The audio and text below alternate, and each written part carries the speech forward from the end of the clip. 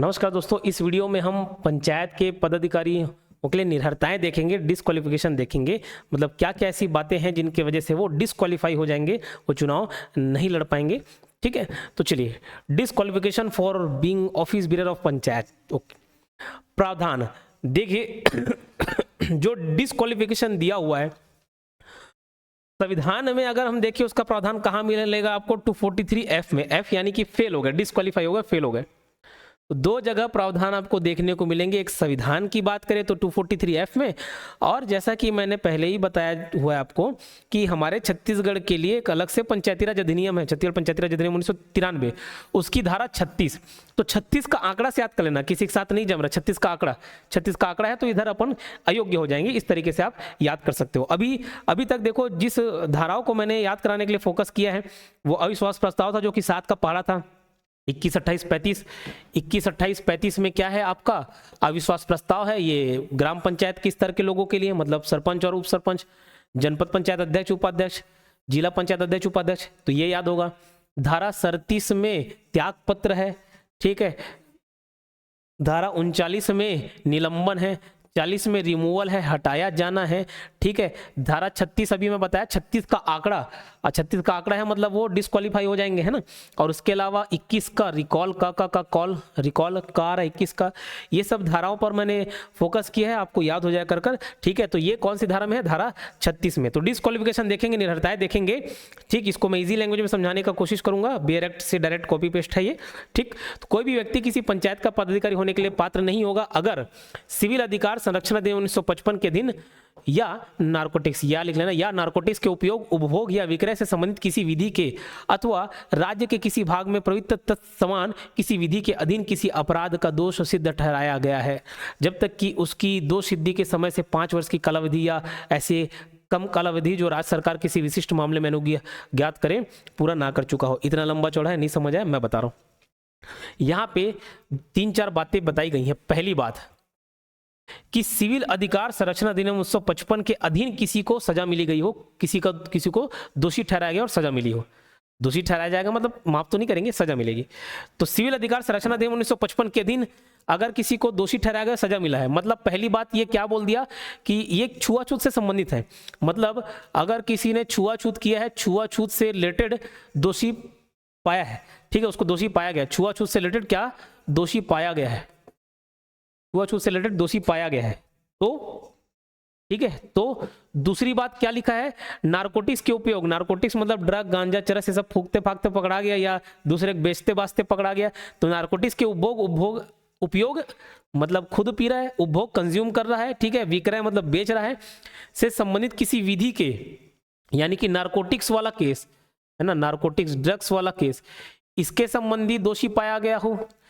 तीसरा, या राज्य के किसी भाग में प्रवृत्त तत्समान किसी विधि, मतलब इनसे रिलेटेड, इससे रिलेटेड कोई और विधि, जरूरी नहीं यही विधि, इससे मिलता जुलता, जैसे नारकोटिक्स से रिलेटेड हो सकता है कुछ और विधि, उस विधि में पकड़ाया गया हो, दोषी पाया गया हो, तो क्या बोला जा रहा है, तो जिस समय वो दोष सिद्ध हुआ, मतलब जिस समय उसको सजा मिली, वहां से 5 साल तक वो चुनाव नहीं लड़ सकता। उसका सजा मिला, कितना मिला, उससे कोई लेना देना है। दोष सिद्ध हुआ, फिर उसको 1 साल का सजा मिले, 2 साल का, 4 साल का, 10 साल का, उम्र कैद हो जाए, फांसी हो जाए, कुछ भी हो जाए, ध्यान रखना जिस समय वो दोषी पाया गया वहां से 5 साल तक वो चुनाव नहीं लड़ सकता। लेकिन एक्ट कौन सा, इधर वाला होना चाहिए। ठीक, छुआछूत वाला दोषी पाया गया या नारकोटिक्स गांजा वांजा फूकते पाकते पकड़ा गया, ठीक है, उस केस में जहां से दोषी पाया गया वहां से 5 साल तक उसको चुनाव लड़ने का अधिकार नहीं होगा। इतनी सी बात समझ आई, ठीक। और तीसरा वाला केस बताया, उससे मिलता जुलता कोई नियम कानून हो, है ना। और यहाँ पे क्या लिखा हो, जब तक कि उसकी दोष सिद्धि के समय से 5 वर्ष की कालावधि, मतलब बताया 5 साल जब तक नहीं बीता हो तब तक चुनाव नहीं लड़ सकता, या ऐसी कम कालावधि जो राज्य सरकार के विशिष्ट मामले में अनुज्ञात करे। यानी कि कहने का तात्पर्य है कि जो 5 साल वाला मामला है ना, 5 साल को चाहे तो राज्य सरकार कम कर सकती कि चलो 3 साल 4 साल हो गए, ठीक है, छोड़ दो, चुनाव लड़ने दो, गलती हो गई, तो राज्य सरकार चाहे तो ये 5 साल को कम कर सकती, उसी को ये थोड़ा कठिन भाषा में बताया गया है। तो मेरे ख्याल से ये पूरा पॉइंट क्लियर हो गया हो। अब ये तो बात थी छुआछूत से रिलेटेड और वो गांजा ड्रग से रिलेटेड हो गई। इसके अलावा और कोई कर्म कांड कर दिया, इसके अलावा किसी अन्य अपराध का सिद्ध दोष ठहराया गया है। अब यहाँ पे याद रखना, यहाँ पे किसी और मामले में निपटा दिया, किसी को चाकू को भोंक दिया, मार दिया, मर्डर कर दिया, ठीक है, किसी और अपराध में दोषी पाया गया, मतलब दोषी ठहराया गया, और उसको कम से कम 6 महीने की सजा मिलना चाहिए। 6 महीने की सजा मिल गया मतलब थोड़ा बड़ा ही कांड किया हुआ है ना। कोई और मामले में दोषी ठहराया गया और उसको कम से कम कितने महीने की सजा मिली है? 6 महीने का सजा मिला हुआ है, 6 महीने के लिए जेल में डाल दिए गए हैं। तब ध्यान रखना, जब तक वो अपना सजा नहीं काट लेता उसके बाद से 5 साल तक वो चुनाव नहीं लड़ेगा। मतलब जैसे उसको जो भी 2-3 साल 4 साल जब भी सजा हुई हो, मान के चलो 2013 में उसको सजा मिला, कितने साल के लिए? 2 साल के लिए। तो उसका सजा कंप्लीट होगा कब? 2015 में। तो 2015 से 5 साल गिनेंगे। बोले सर यहाँ ऊपर में तो कुछ और बताए थे। हाँ, अगर ऊपर वाला ही केस देखूं ना तो वहां पे 5 साल कहां से गिनेंगे? जब उसको सजा मिला, 2013 में सजा मिला, तो 2018 तक वो चुनाव नहीं लड़ पाएगा, उसके बाद लड़ेगा। और दूसरा कोई और अपराध रहेगा तो जहां वो सजा खत्म किया वहां से 5 साल गिनेंगे, ठीक है। और ध्यान देना, उसका सजा कम से कम 6 महीने का होना चाहिए।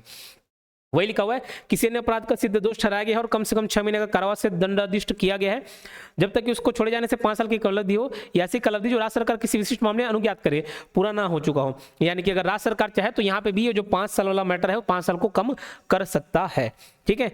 मेरे ख्याल से इतनी सी बात समझ आ गई होगी। अगला, यदि उसका स्क्रू ढीला हो गया होगा, स्क्रू ढीला मतलब पागल हो गया होगा, विकृत चित्त का है, ठीक है, या किसी सक्षम न्यायालय द्वारा ऐसा घोषित कर दिया गया है, तो ध्यान रखना पागल है। पागल भैया, पागल कौन बताएगा कि पागल है नहीं है? तो सक्षम न्यायालय बताएगा कि भैया ये थोड़ा खिसक गया है। जो दिवालिया हो गया, पैसा लेके भाग गया, पैसा पटाने के काबिल नहीं है, बैंकक्रप्ट हो गया, इंसॉल्वेंट हो गया है, तो जो दिवालिया न्याय निर्णित किए जाने वाला आवेदक है या अनुन्मोचित दिवालिया है, ठीक है, दिवालिया हो जाते कभी कभार क्या होता है, जैसे पैसा हम उधारी ले ली और लोन नहीं पटा पा रहे हैं बैंक वाले, ठीक, तो खुद आवेदन दे देते कि भैया मैं इंसॉल्वेंट हो गया हूँ, ताकि अब मेरे को कोई परेशान ना करे। तो इंसॉल्वेंट हो गया हो तो इंसॉल्वेंट हो जाएगा, तो भी उसको क्या नहीं अलाउ करेंगे? चुनाव लड़ने के लिए अलाउ नहीं करेंगे, डिस्क्वालीफाई कर दिया जाएगा, ठीक है। अगला देखो, अगला पॉइंट क्या कहलाता है? पंचायत के अधीन लाभ का पद। और ये सिर्फ पंचायत के अधीन नहीं है, चाहे वो केंद्र सरकार के अधीन हो, राज्य सरकार के अधीन हो, स्थानीय प्राधिकारी मतलब लोकल अथॉरिटीज जैसे नगरीय निकाय, पंचायती हो गया, सहकारी सोसाइटी हो गया, सार्वजनिक उपक्रम यानी कि पब्लिक अंडरटेकिंग्स, किसी भी क्षेत्र में अगर वो लाभ का पद पर है तो भी वो डिस्क्वालीफाई हो जाएगा, ठीक है, अयोग्य नहीं रहेगा, ठीक है, योग्य नहीं रहेगा। तो डिस्क्वालीफाई किस किस केस में हो जाएगा? लाभ के पद पर रहेगा, तो वो लाभ का पद चाहे पंचायत हो या केंद्र सरकार का हो, राज्य सरकार का हो, स्थानीय प्राधिकारी का हो, सहकारी सोसाइटी को या किसी पब्लिक अंडरटेकिंग्स को, कोई भी लाभ के पद पर है तो वो योग्य नहीं रहेगा, यानी कि डिस्क्वालीफाई हो जाएगा। लेकिन ध्यान रखना, यहां पर पंचायत के अधीन वाले पॉइंट में लिखा हुआ है, परंतु किसी व्यक्ति को छत्तीसगढ़ भू राजस्व संहिता 1959 के अधीन पटेल के पद पर नियुक्त किया गया है, तो इस खंड के अधीन निहित हुआ नहीं समझाएगा। यानी कि ध्यान रखना, ये जितने भी हम लोग लाभ के पद बोल रहे हैं ना, तो इस अधिनियम के तहत अगर वो पटेल के पद पर नौकरी कर रहा है तो ये ध्यान रखना, ये पटेल का पद को हम लोग लाभ का पद नहीं बोलेंगे, इनडायरेक्टली ये बोल रहे हैं, ये पटेल का पद लाभ का पद नहीं कहलाता, ये बोल रहे हैं। मतलब अगर वो पटेल पद पर है तो वो लाभ का पद नहीं होगा, लाभ का पद नहीं मतलब वो चुनाव लड़ सकता है, ठीक, डिस्क्वालीफाई नहीं होगा।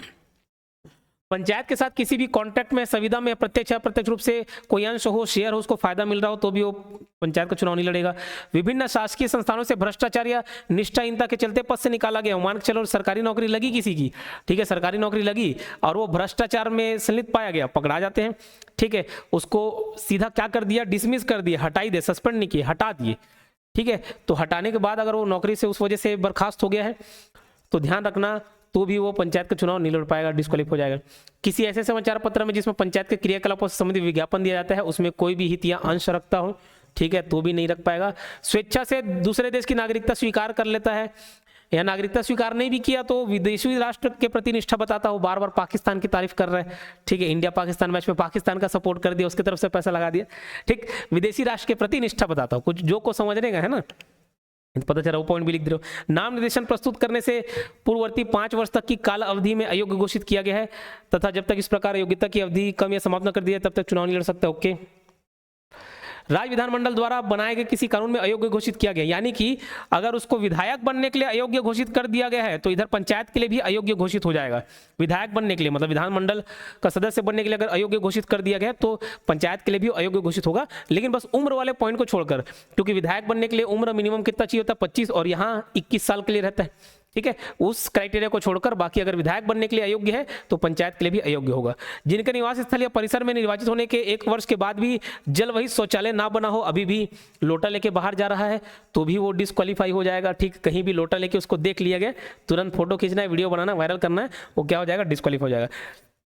पंचायत का कोई बकाया राशि जो मांग सूचना के 30 दिन के बाद भी जमा ना किया जाए, घर वर का टैक्स वैक्स नहीं पटा रहे हो, ठीक है, किसी प्रकार की कोई राशि है जो आपको पंचायत को देना है और आप दे नहीं रहे हो, ठीक है, नोटिस मिलने के बाद भी 30 दिन के बाद भी पैसा दे नहीं रहे हो, तो भी आप डिस्क्वालीफाई हो जाओगे। ठीक, कहीं आप अतिक्रमण कर लिए दूसरे की सरकारी भूमि, पंचायत भवन का जमीन उसको हड़प लिए हो, ठीक है, अतिक्रमण कर लियो, तो भी आप डिस्क्वालीफाई हो जाएगा। 21 से 30 साल के बीच और साक्षर ना हो, ठीक है, तो भी ये कैटेगरी रहेगा। आयु 21 वर्ष से कम हो तो भी डिस्क्वालीफाई हो जाएंगे। यदि किसी व्यक्ति को न्यायालय द्वारा अपराधी ठहराया गया है, तो ये तो ऊपर मैं बता दिया, और उसकी सजा 6 महीने से अधिक है तो उस व्यक्ति द्वारा सजा पूर्ण होने की तारीख से 5 साल तक चुनाव नहीं लड़ सकता। ये 5 साल को चाहे तो राज्य सरकार कम कर सकती है, ये ऊपर हम लोग बता दिए। अभी तक जो हम लोग पढ़े सभी पॉइंट कैसे थे, वो चुनाव लड़ने से पहले के डिस्क्वालिफिकेशन थे, 1-2 पॉइंट को छोड़कर, ठीक है। बाकी ज्यादातर पॉइंट क्या थे, चुनाव लड़ने के पहले। अब चुनाव लड़ लिए उसके बाद निर्वाचन के पश्चात अपात्रता, तो निर्वाचन के पश्चात जैसे उसमें से कोई भी पॉइंट एक्टिवेट हो गया, जैसे वो लाभ का पद ले लिया तो फिर उसको पद छोड़ना पड़ेगा, ठीक। तो ऐसे कोई भी पॉइंट, अगर नागरिकता दूसरे देश का स्वीकार कर लिया, छोड़ना पड़ जाएगा। तो निर्वाचन के पश्चात भी वो वाले पॉइंट में से किसी एक में एक्टिवेट हो गया तो वो नहीं रहेगा, डिस्क्वालीफाई हो जाएगा। अब निर्वाचन के पश्चात अपात्रता, और क्या क्या निर्वाचन के पश्चात अपात्रता है उसको देख लेते हैं।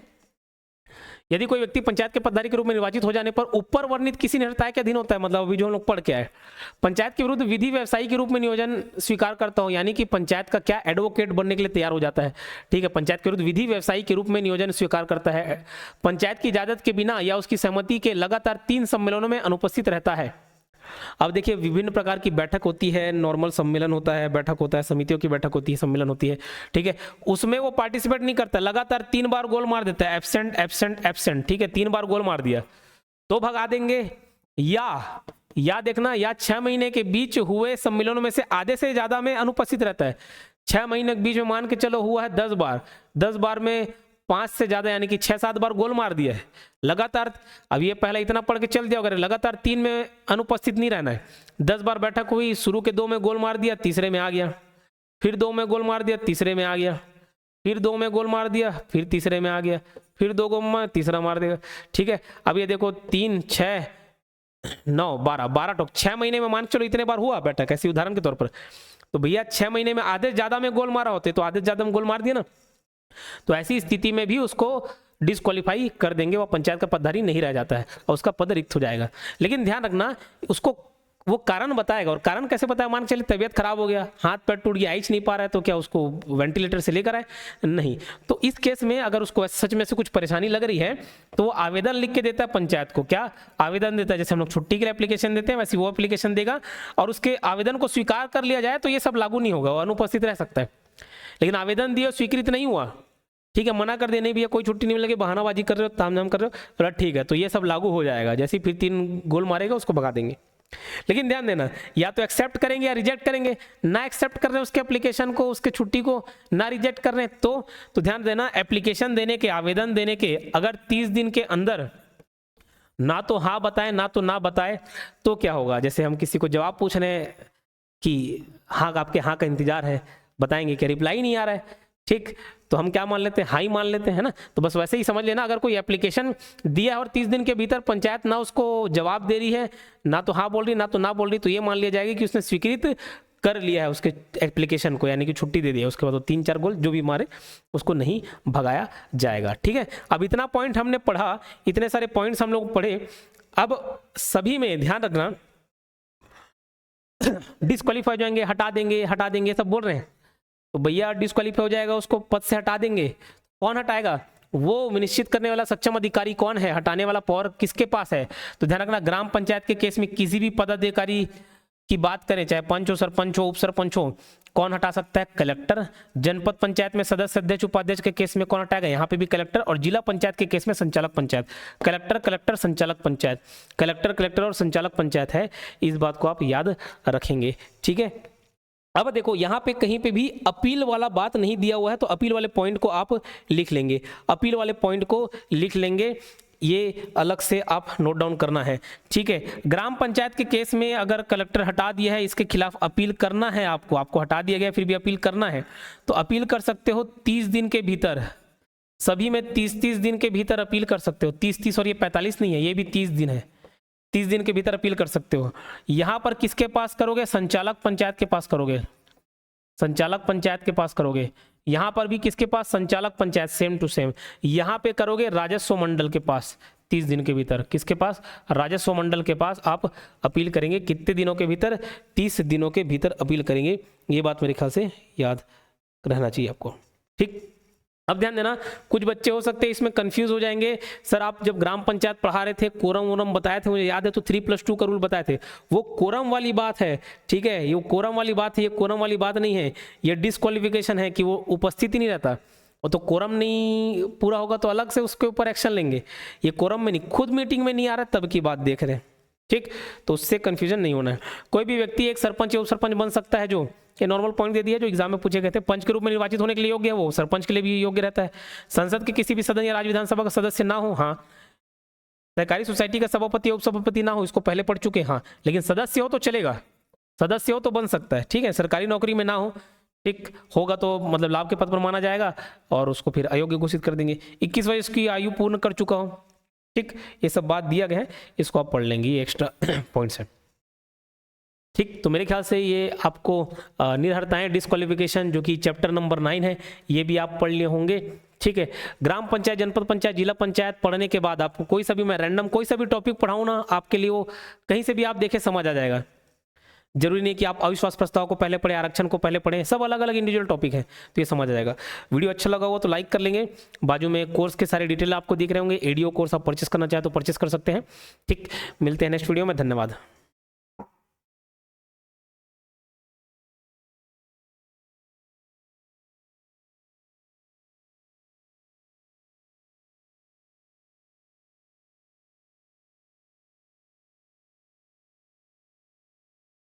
नमस्कार, जय जोहार।